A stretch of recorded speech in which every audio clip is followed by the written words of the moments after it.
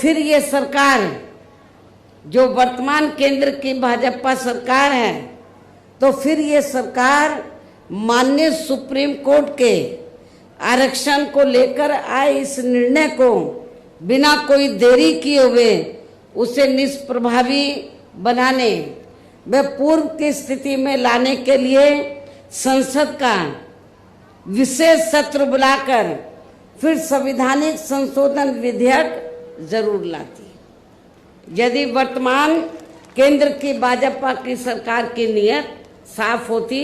आरक्षण के मामले में, माननीय सुप्रीम कोर्ट ने जो निर्णय दिया है, तो वो उस निर्णय से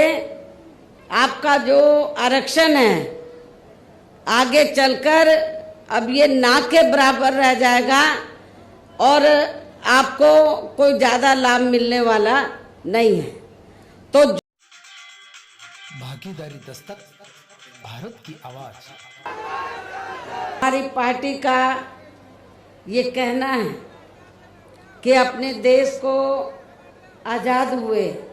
वे भारतीय संविधान को भी लागू हुए अब वर्षों बीत चुके हैं और इस लंबी अवधि में केंद्र व आपके हरियाणा प्रदेश में भी विभिन्न विरोधी पार्टियों की सरकारें रही हैं। लेकिन दुख की बात यह है कि इस दौरान आपके हरियाणा प्रदेश में भी यहाँ विरोधी पार्टियों की रही सरकारों में सर्व समाज में से खासकर दलितों, आदिवासियों, पिछड़े वर्गों, मुस्लिम व अन्य अक़लियतों के साथ साथ गरीबों, मजदूरों, किसानों, व्यापारियों एवं अन्य मेहनतकश लोगों का भी पूर्ण रूप से विकास व उत्थान आदि नहीं हो सका है, जिनकी सरकारों की गलत नीतियों एवं गलत कार्य प्रणाली आदि को अब इन्हें और ज़्यादा आजमाने की ज़रूरत नहीं है। और इस मामले में खास तौर से मैं दलितों, आदिवासियों व अन्य पिछड़े वर्गों के लोगों को ये बताना चाहूँगी कि इन वर्गों को यानी कि पूरे देश में SC, ST और OBC, अनुसूचित जाति, जनजाति व अन्य पिछड़े वर्गों के लोगों को परम पूज्य बाबा साहब डॉक्टर भीमराव अंबेडकर के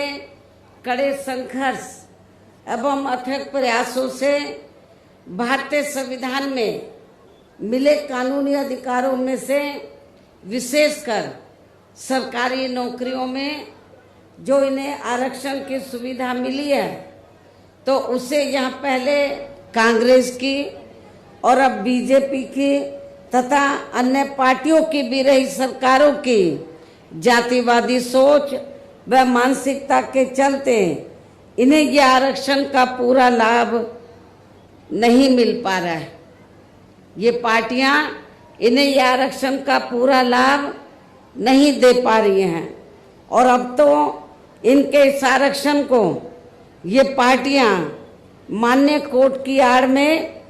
इसे प्रभावहीन बनाने में व खत्म करने की भी पूरी कोशिश में लगी हुई है। और इसका खास उदाहरण दिनांक 1 अगस्त 2024 को माननीय सुप्रीम कोर्ट का दिया गया निर्णय फैसला है, जिसमें माननीय सुप्रीम कोर्ट ने SC व ST के आरक्षण में वर्गीकरण व क्रीमी लेयर आदि को लागू करने की बात कही है। और यदि इन वर्गों के आरक्षण के मामले में केंद्र की वर्तमान भाजपा सरकार की भी नीति व नीयत साफ होती, तो फिर ये सरकार जो वर्तमान केंद्र की भाजपा सरकार है, तो फिर ये सरकार माननीय सुप्रीम कोर्ट के आरक्षण को लेकर आए इस निर्णय को बिना कोई देरी किए हुए उसे निष्प्रभावी बनाने व पूर्व की स्थिति में लाने के लिए संसद का विशेष सत्र बुलाकर फिर संवैधानिक संशोधन विधेयक जरूर लाती। यदि वर्तमान केंद्र की भाजपा की सरकार की नीयत साफ होती आरक्षण के मामले में, माननीय सुप्रीम कोर्ट ने जो निर्णय दिया है तो वो उस निर्णय से आपका जो आरक्षण है आगे चलकर अब ये ना के बराबर रह जाएगा और आपको कोई ज़्यादा लाभ मिलने वाला नहीं है।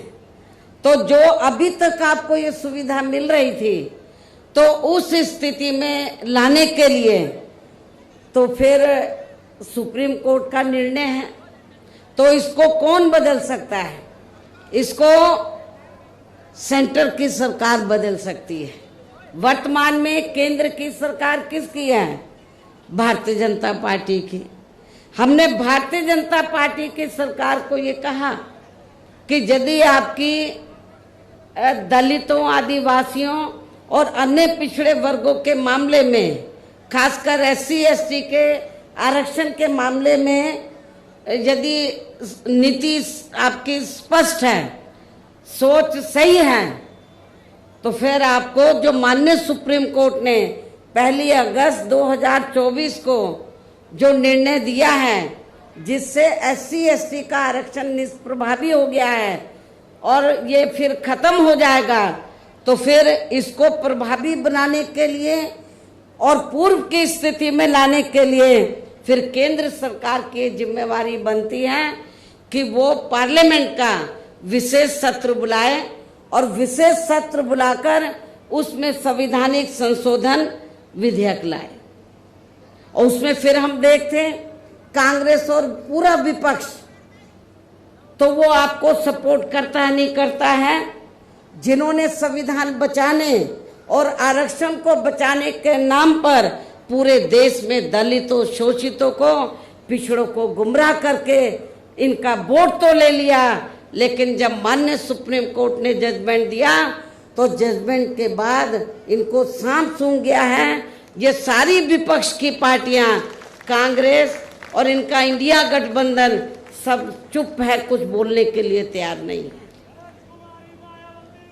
लेकिन हमारे लोगों ने भी बहुत बड़ी गलती की, उनके बहकावे में आ गए। संविधान बचाने के नाम पर, आरक्षण बचाने के नाम पर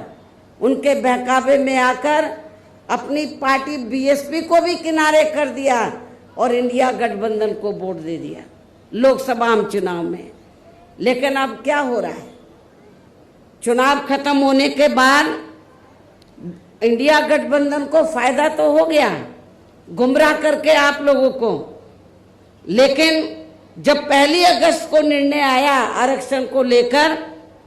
कि जो शेड्यूल कास्ट के लोग हैं, ट्राइब कम्युनिटीज के लोग हैं, दलित जो लोग हैं, आदिवासी लोग हैं, तो अब इनको जो पहले से आरक्षण मिल रहा था, जो इनका कोटा मुकर्रर था, जो पहले से आरक्षण मिल रहा था, वो ना मिलके अब इनका वर्गीकरण किया जाएगा। जिनको जरूरत है उनको दिया जाएगा और शेड्यूल कास्ट में जो जातियां मजबूत होगी उनको किनारे कर दिया जाएगा। ये जजमेंट है। लेकिन ये आप लोगों को मालूम होना चाहिए कि जिन शेड्यूल कास्ट में जो जातियां कुछ आगे भी बढ़ी हैं, मुश्किल से 5-6% लोग बढ़े हैं, बाकी लोगों की सामाजिक, आर्थिक और शैक्षणिक की स्थिति में अभी कोई ज़्यादा बदलाव नहीं आया है। इसलिए इनके वर्गीकरण की अभी जरूरत नहीं है, बल्कि जो पूर्व में जैसी स्थिति बनी थी, इनको सबको अभी पूरा आरक्षण देने की जरूरत है। लेकिन जब हमने इसके खिलाफ आवाज उठाई तो फिर सारी पार्टियां चुप हो गई। हमने बीजेपी को भी कहा कि सुप्रीम कोर्ट का जजमेंट है, आप संवैधानिक संशोधन विधेयक लाइए और आप उसे पार्लियामेंट में लाकर पास कराएं। हम अपोजिशन को भी देखेंगे, इंडिया गठबंधन को भी देखेंगे कि वो आपको सपोर्ट करता है नहीं करता है। तो जो बीजेपी की सरकार है सेंटर की, वो संवैधानिक संशोधन विधेयक अभी तक नहीं लाई है, अपोजिशन चुप है। तो ऐसी स्थिति में आप लोग एक बार तो धोखा खा गए, इनके बहकावे में आ गए इंडिया गठबंधन के, कांग्रेस के, और आप लोगों ने वोट दे दिया कि हम संविधान बचाएंगे, आरक्षण बचाएंगे। जब माननीय सुप्रीम कोर्ट ने आपके आरक्षण पर चोट मारी तो ये सारी पार्टियां चुप हो गई। ये कहती तो हैं कि हम आरक्षण के पक्ष में हैं, लेकिन माननीय सुप्रीम कोर्ट ने जो जजमेंट दिया उसको लेकर ये कुछ भी बोलने के लिए तैयार नहीं है। इतना ही नहीं, बल्कि इसके लिए कांग्रेस व इनके इंडी गठबंधन ने अभी तक भी केंद्र सरकार पर कोई दबाव नहीं बनाया है, और ऐसा करना तो बहुत दूर की बात रही, बल्कि इन्होंने माननीय सुप्रीम कोर्ट के इस निर्णय पर अभी तक कुछ भी खुलकर नहीं बोला है। और इस मामले में केंद्र की भाजपा सरकार व अधिकांश सभी विरोधी पार्टियां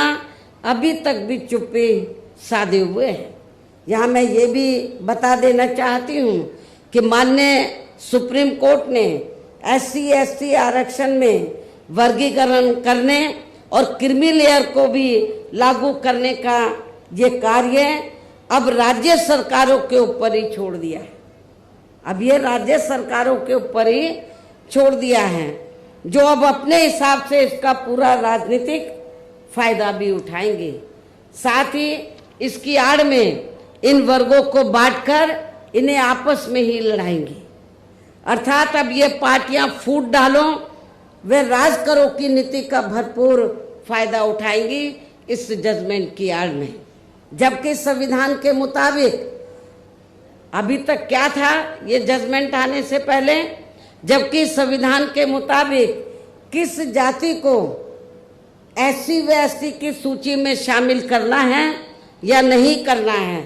तो इसका ये अधिकार अभी तक केवल संसद किसको था, पार्लियामेंट को था। संसद व माननीय राष्ट्रपति जी को ही दिया हुआ था संविधान के मुताबिक, जिसे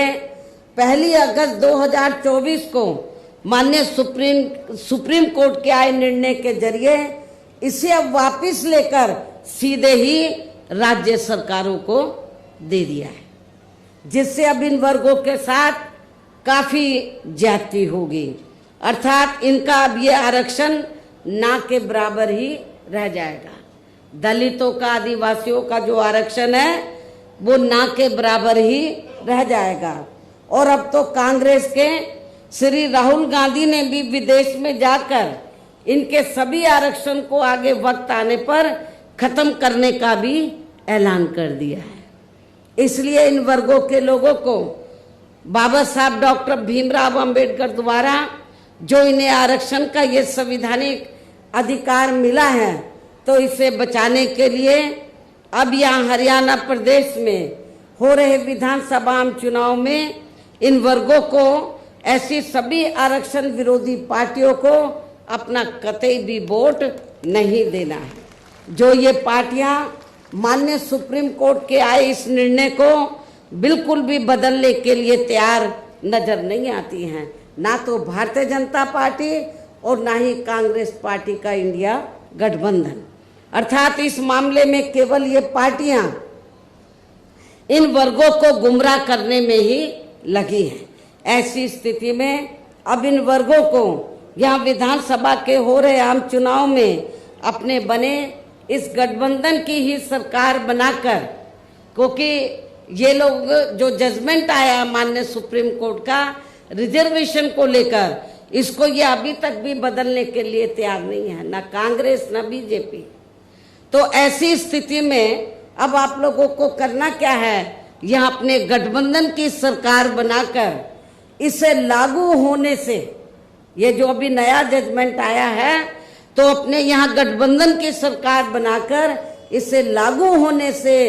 तब तक लटका कर व रोक कर रखना है जब तक केंद्र व विपक्ष द्वारा इस निर्णय को संवैधानिक संशोधन के जरिए खत्म करके इसे पुरानी स्थिति में बहाल नहीं कर दिया जाता है। गठबंधन की सरकार यहाँ बनती है, हमारी गठबंधन की हमारे हाथ में है कि इसे लागू करें या ना करें। इसको हम लटका के रख सकते हैं, सुप्रीम कोर्ट का जजमेंट है तो इसको हम आगे बढ़ा सकते हैं। कब तक? जब तक केंद्र व विपक्ष द्वारा इस निर्णय को संवैधानिक संशोधन के जरिए खत्म करके इसे पुरानी स्थिति में बहाल नहीं कर दिया जाता है। इसलिए ऐसी स्थिति में अब आपको एक तरफा अपना वोट केवल बीएसपी व इन्हें लोग के बने अपने इस गठबंधन को ही देना है, ताकि सत्ता में आकर यहाँ आपके स्टेट में माननीय सुप्रीम कोर्ट के इस निर्णय पर कुछ हद तक अंकुश लगाया जा सके। इतना ही नहीं बल्कि केंद्र व राज्यों में कांग्रेस, बीजेपी व अन्य जातिवादी पार्टियों की रही सरकारों ने इनका आरक्षण का कोटा अभी तक भी पूरा नहीं भरा है, जिससे फिर अंत में किसी न किसी रूप में सामान्य वर्गों को ही दे दिया जाता है। जबकि उत्तर प्रदेश में जब हमारी पार्टी की सरकार बनी, हमने विशेष अभियान चलाकर इस आरक्षण के कोटे को हमने पूरा कराया था। पदोन्नति में आरक्षण को तो इन्होंने मान्य कोर्ट की आड़ में काफी हद तक खत्म ही कर दिया है। इसके साथ ही केंद्र व राज्यों की भी सरकारों द्वारा इन वर्गों के लोगों को प्राइवेट सेक्टर में आरक्षण दिए जाने की व्यवस्था किए बिना ही इनके ज्यादातर सरकारी कार्य अब यहाँ प्राइवेट सेक्टर के जरिए ही देश के अधिकांश बड़े बड़े पूंजीपतियों व धन्ना सेठों को ही दिए जा रहे हैं, जिसके कारण आपके यहाँ हरियाणा प्रदेश सहित पूरे देश में अब इन वर्गों के लोगों को आरक्षण का बहुत कम ही लाभ मिल पा रहा है, क्योंकि प्राइवेट सेक्टर में आरक्षण की व्यवस्था नहीं है। और इससे अब पूरे देश में दलितों व आदिवासियों के साथ साथ अन्य पिछड़े वर्गों को भी काफी ज्यादा नुकसान हो रहा है। जबकि अन्य पिछड़े वर्गों के लोगों को ये भी मालूम होना चाहिए, इन्हें मंडल कमीशन की रिपोर्ट के तहत आरक्षण की ये सुविधा केंद्र में कांग्रेस पार्टी की रही सरकार में नहीं मिली है, बल्कि बीएसपी के कड़े संघर्ष एवं अथक प्रयासों से केंद्र में रही श्री बीपी सिंह की सरकार में ही मिली है। हमें काफी स्ट्रगल करना पड़ा, जिसका भी अब यहाँ जातिवादी विरोधी पार्टियों की चल रही सरकारें इन्हें पूरा लाभ नहीं दे पा रही हैं। इसके साथ ही श्री बीपी सिंह की सरकार में ही इन वर्गों के मसीहा परम पूज्य बाबा साहब डॉक्टर भीमराव अंबेडकर को भी यहाँ भारत रत्न की उपाधि से सम्मानित किया गया है। जब बीपी सिंह की सरकार थी तो तभी बाबा साहब को भारत रत्न की उपाधि से सम्मानित किया गया था, जिसके लिए वो हर प्रकार से पात्र भी थे। जबकि इन्हें ये सम्मान इनके जीते जी केंद्र में रही कांग्रेस पार्टी की ही सरकार में बहुत पहले ही मिल जाना चाहिए था, लेकिन इस पार्टी की सरकार ने इनके देहांत के बाद भी इन्हें ये सम्मान नहीं दिया। कांग्रेस पार्टी की सरकार ने इनके देहांत के बाद भी इन्हें ये सम्मान नहीं दिया। इससे इन वर्गों के प्रति इस पार्टी की हीन व जातिवादी मानसिकता साफ झलकती है। इतना ही नहीं बल्कि इनके कारवां को आगे बढ़ाने वाले वे हर मामले में समर्पित व्यक्तित्व मान्यवर श्री कांशीराम जी के देहांत होने पर केंद्र में रही इसी कांग्रेस पार्टी की सरकार ने इनके सम्मान में एक दिन का भी राष्ट्रीय शोक घोषित नहीं किया था। इसके साथ ही इन वर्गों के लोगों को जुल्म जाति से निजात दिलाने के लिए जो भी यहाँ नियम व कानून आदि बने हैं तो उन पर भी केंद्र व राज्यों की सरकारें सही से अमल नहीं कर पा रही है, जिससे अब यह खासकर दलितों, आदिवासियों व अन्य पिछड़े वर्गों के ऊपर शोषण करने वालों का मनोबल और भी ज्यादा बढ़ रहा है। और ये सब हमें यहाँ आपके हरियाणा प्रदेश में भी काफी कुछ देखने के लिए मिल रहा है। इसी प्रकार हमें पूरे देश में मुस्लिम व अन्य अक़लियत समाज के लोगों की भी अधिकांश मामलों में हालत कोई खास अच्छी नजर नहीं आती है। इनके साथ साथ अपर कास्ट समाज व जाट समाज में भी खासकर गरीब लोगों की भी आर्थिक स्थिति अभी भी यहाँ आपके हरियाणा प्रदेश सहित पूरे देश में काफ़ी ज़्यादा खराब व दयनीय ही बनी हुई है। इनके अलावा आपके हरियाणा प्रदेश सहित पूरे देश में सर्व समाज में से विशेषकर यहाँ गरीब, मजदूर, किसान, कर्मचारी, व्यापारी एवं अन्य मेहनतकश लोग भी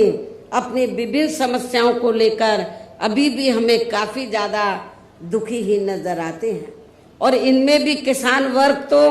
केंद्र में अभी तक की रही सभी सरकारों द्वारा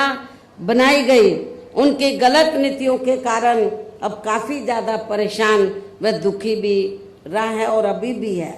लेकिन इन सब की मुख्य वजह हमारी पार्टी केंद्र में व आपके हरियाणा प्रदेश में भी यहाँ अब तक की अधिकांश रही विरोधी पार्टियों की सरकारों की गरीब व किसान विरोधी तथा इनकी जातिवादी, पूंजीवादी व संकीर्ण मानसिकता के तहत बनाई गई उनकी गलत नीतियों व गलत कार्य प्रणाली को ही काफ़ी हद तक जिम्मेवार मानकर चलती है। और इस मामले में खासकर इनकी गलत आर्थिक नीतियों की वजह से ही आए दिन यहाँ पूरे देश में गरीबी, बेरोजगारी व महंगाई आदि भी काफ़ी ज़्यादा बढ़ रही है, जिससे आम जनता काफ़ी ज़्यादा परेशान व दुखी भी है। इसके साथ साथ अभी भी अपने देश में भ्रष्टाचार हर स्तर पर काफ़ी ज़्यादा फैला हुआ है, जिससे आपका खुद का अपना हरियाणा प्रदेश भी अछूता नहीं रहा है। और इन सब का मुख्य कारण हमारी पार्टी आज़ादी के बाद से लेकर अभी तक केंद्र व देश के अधिकांश राज्यों में तथा आपके खुद के अपने हरियाणा प्रदेश में भी ज़्यादातर सत्ता या खासकर पूंजीवादी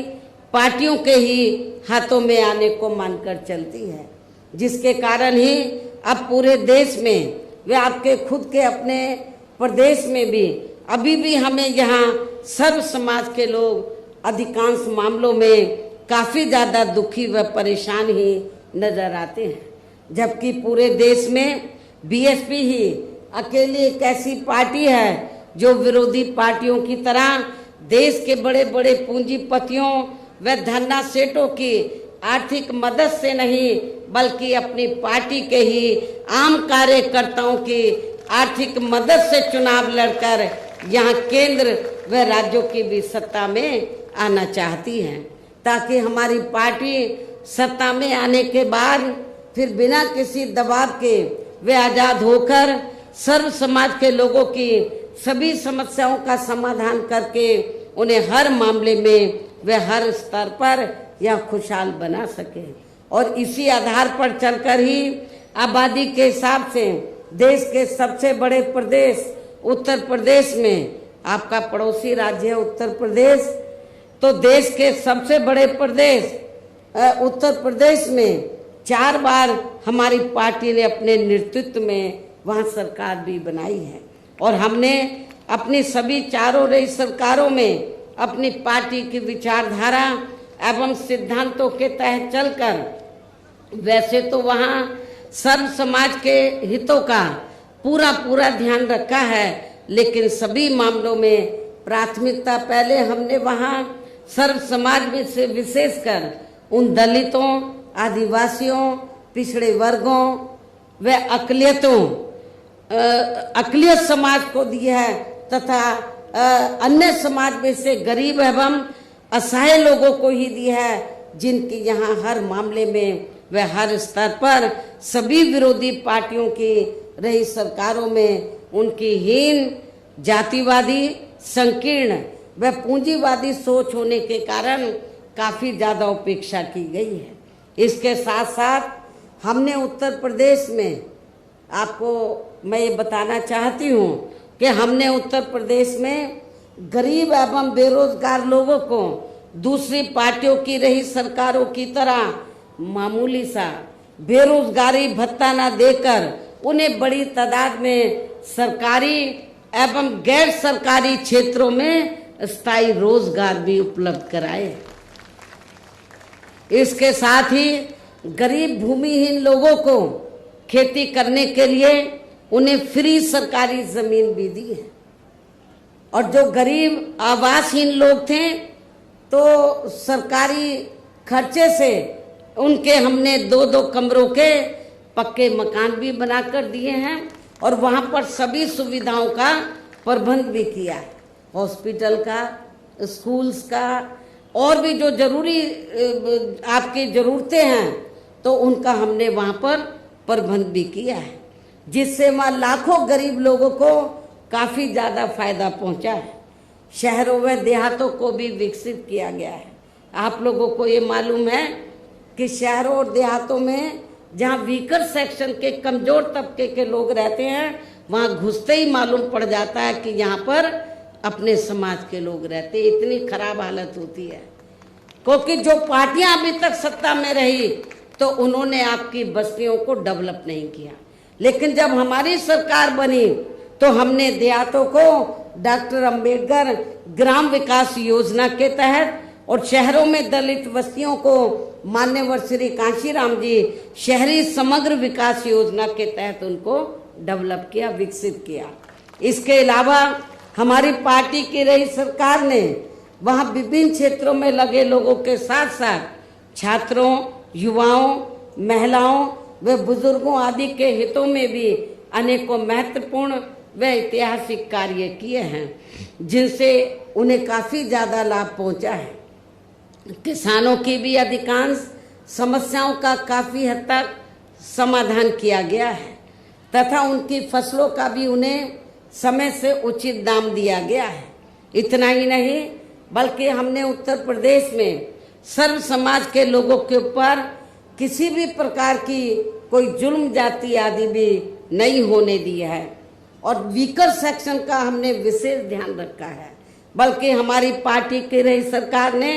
वहाँ जुल्म जाति करने वाले लोगों को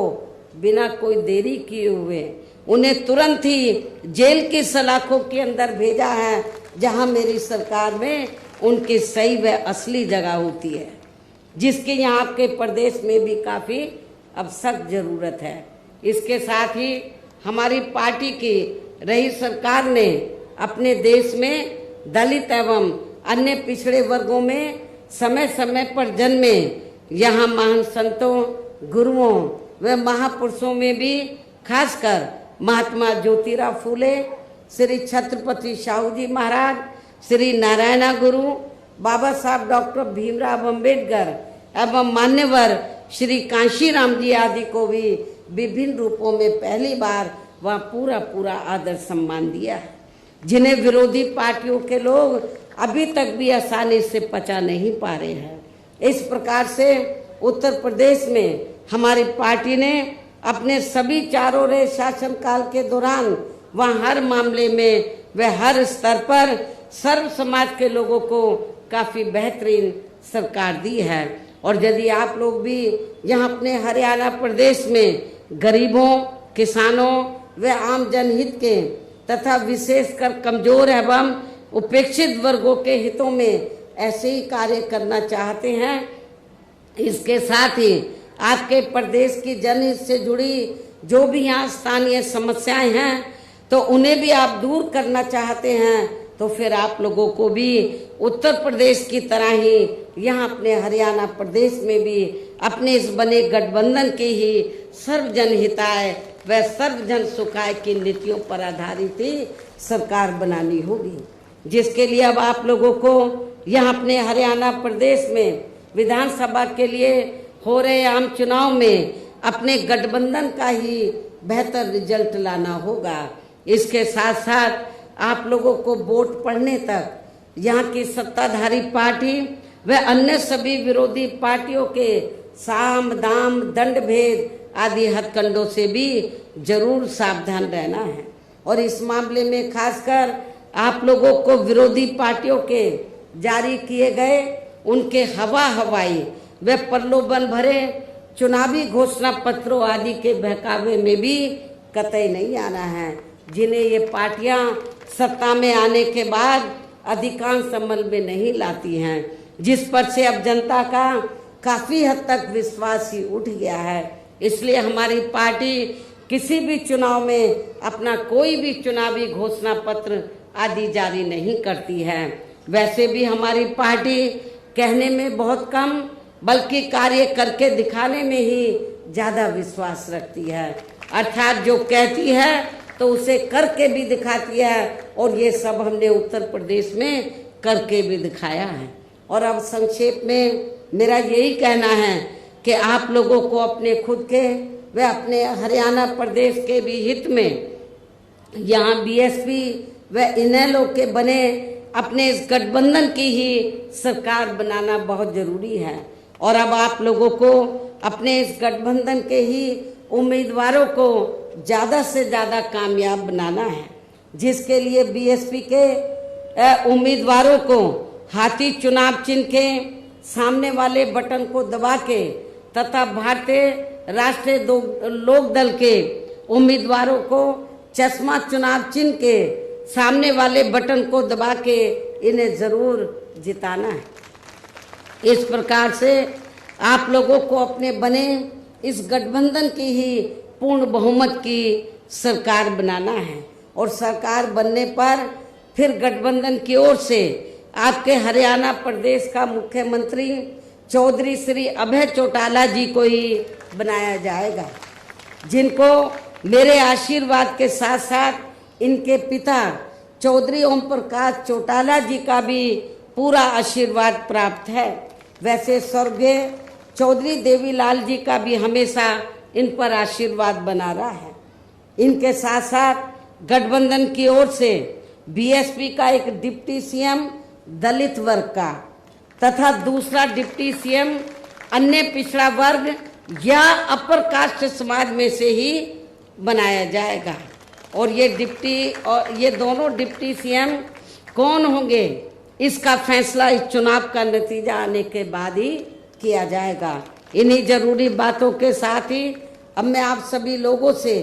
अपने बने इस गठबंधन के अधिकांश उम्मीदवारों को जिताकर अपनी यहाँ गठबंधन की ही सरकार जरूर बनाना है। इस उम्मीद के साथ ही अब मैं केंद्र सरकार से देश में जातीय जनगणना कराने के लिए भी विशेष अनुरोध करती हूँ, जिसको पहले केंद्र में रही कांग्रेसी सरकार ने और अब वर्तमान में चल रही बीजेपी की सरकार ने भी इसे अभी तक भी लटका के रखा हुआ है, जो उचित नहीं है। इसके लिए भी इनसे विशेष आग्रह के साथ ही अब मैं अपनी बात यही समाप्त करती हूँ। धन्यवाद। जय भीम व जय भारत।